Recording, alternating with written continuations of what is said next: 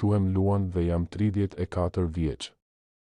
Njerëzit që më njohin sot më shohin si një burr të qetë, të arsyeshëm, me një punë të mirë dhe një familje të vogël që e dua më shumë se gjithçka.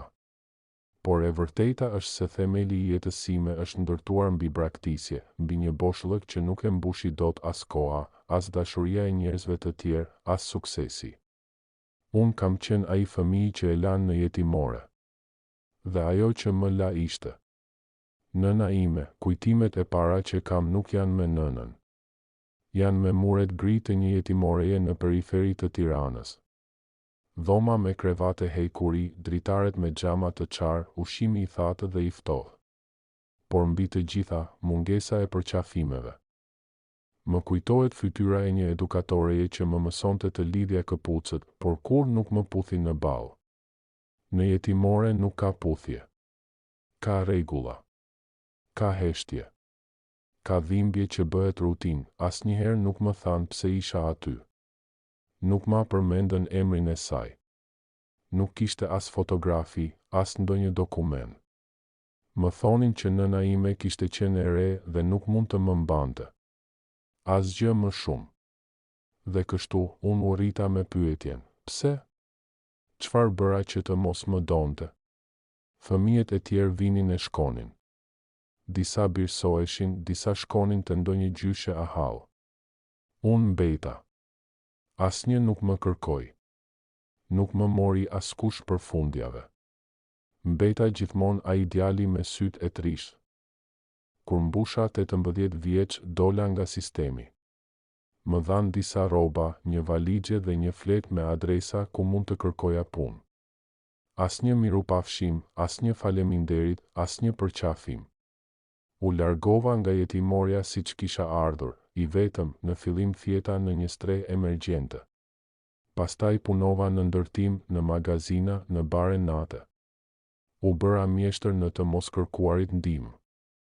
Mësova ta mbaja dhimbjen si një shpatë në shpinë, gjithmonë me mua, gjithmonë gati të më therte në çastin më të papërshtatshëm, por një ditë, jeta më dhuroi diçka që nuk e kisha njohur kurrë, dashurinë, ajo quhej Enida. E bukur, e dashur, me një të qeshur që më shpërndante errësirën nga shpirti. Nuk e di pse më deshi.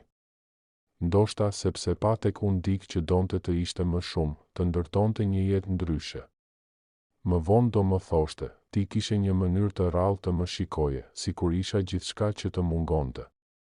Ishte e vërtetë.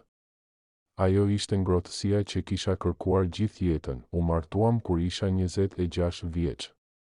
Kur u bëra baba për herë të parë, qava si fëmijë. Fëmia im do kishte një prind. Do kishte përqafime. Do kishte një emër. Një shtëpi. Një kujtim të bukur nga fëmijëria. Dhe betova që asnjëherë nuk do e lija të ndiej i padashur, por edhe kur mendon se ke mbyllur kapitujt, jeta ditë të kthej faqe që nuk i ke lexuar kurrë. Një pasdite tetori, po luaja me djalin tim të vogël në obor, kur dëgjova një trokitje të butë në portë. E hapa pa pritur ndonjë vizitor dhe aty qëndronte një grua rreth të 60-tave. Me flokë të bardha të lidhura pas koke, sy të njohur, por të zbehur nga koha. Ajo më pa dhe sytë ju mbushën me lot. Luan? Më tha me zë të ngjirur. Po. Thash pa e njohur, unë jam. Jam nëna jote, më ra dielli në sy, por nuk ishte ai që më verboi. Ishin fjalët. Ishte zëri. Ishte ajo pranë portës, pas 30 vitesh, që më fliste sikur sapo kishim lënë dje një bisedë pezull. U ktheva mbrapsht pa thënë asgjë. Hyra në shtëpi dhe mbylla derën ngadalë. Enida më pa dhe kuptoi menjëherë që diçka kishte ndodhur. U ula në divan, duart më dridheshin. Nuk mund ta përtypja atë që sapo kisha parë, pas pak, ajo trokiti sërish. Këtë herë Enida e hapi derën. Dëgjova vetëm një hyrë, të lutem, dhe hapat e saj që vinin drejt meje. E pash tek qëndroi në këmbë, përballë meje. Një grua e plakur nga jeta. E mundur nga faji. Luan. Jam shumë e vonuar. Por jam këtu. Nuk kërkoj asgjë, veç të më dëgjosh. U ngrita. U nisa për ta larguar, por ndalova. Djali im po na shikonte nga këndi.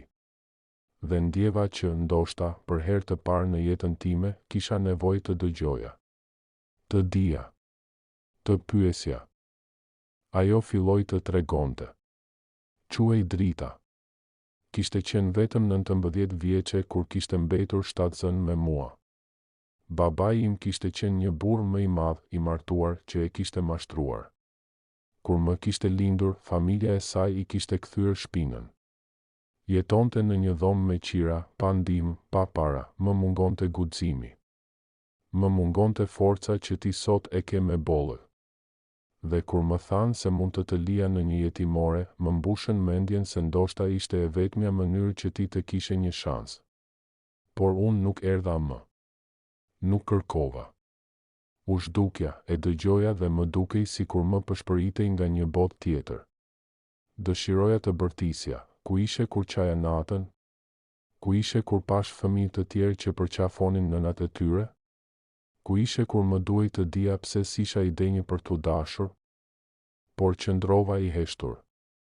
Dhe ajo vazhdoi, kam vuajtur çdo ditë. U martova vite më vonë, por nuk pata më fëmijë. Kam kaluar kancer, operacione, vetmi. Dhe gjithë këto vite kam mbajtur me vete një letër. Një copë letre nga dita kur të lash.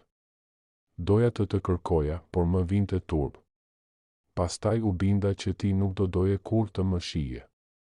Derisa një mik më tregoi për ty, më tha që ishe rritur, ishe burr, ishe baba. Dhe zemra më tha të trokas. Edhe nëse më përs, dua vetëm të shoh një herë, pas atij takimi nuk e pash për disa ditë. Por ajo nuk u largua. Më la një letër me Enidën. Në të kishte shkruar gjithçka që nuk kishte thënë dot me gojë. Dhe një foto e vjetër, ku mbante një foshnjë në krah. Unë u ula një natë vonë dhe i thash Enidës, s'dua ta urrej më. Më është bërë si plagë që nuk mbyllet. Ndoshta duhet ta lë të hapet, të nxjerrë gjithçka, që të filloj të shërohem. E thira për kafe. I thash që nuk mund të ndërtonim një marrëdhënie me njëherë, por mund të fillonim me një bisedë të dytë. E pas saj, një tjetër. E pas saj, ndoshta një falje, kaluan muaj. Takoheshim çdo javë. Në fillim e shikoja me dyshim. Pastaj fillova të dalloj detaje në fytyrën e saj që i kisha parë te vetja, mënyra si ngrinte vetullat kur shqetësohej, mënyra si ngushtonte buzët kur mundohej të qetësohej. Djali im filloi ta quante gjyshe. Ajo qante pothuajse sa herë vinte tek ne.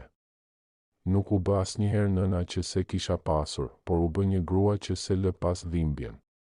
Një grua që kishte gabuar rënd, por kishte guximin të përballej me pasojat. Sot, 5 vjet më vonë, e kam falur. Jo sepse ajo e meritonte domosdoshmërisht, por sepse unë meritoja paqen. Dhe falja është ajo që më liroi nga e kaluara. Ajo që më lejoi të bëhem baba i mirë, bashkëshort i qetë, dhe njeri që nuk e mban më zemrën të mbyllur. Nëna ime më la në jetimore. Por kur trokiti në derë 30 vite më vonë, nuk gjeta vetëm një grua që kërkonte ndjes, gjeta një mundësi të dytë për të mos jetuar më në errësirë.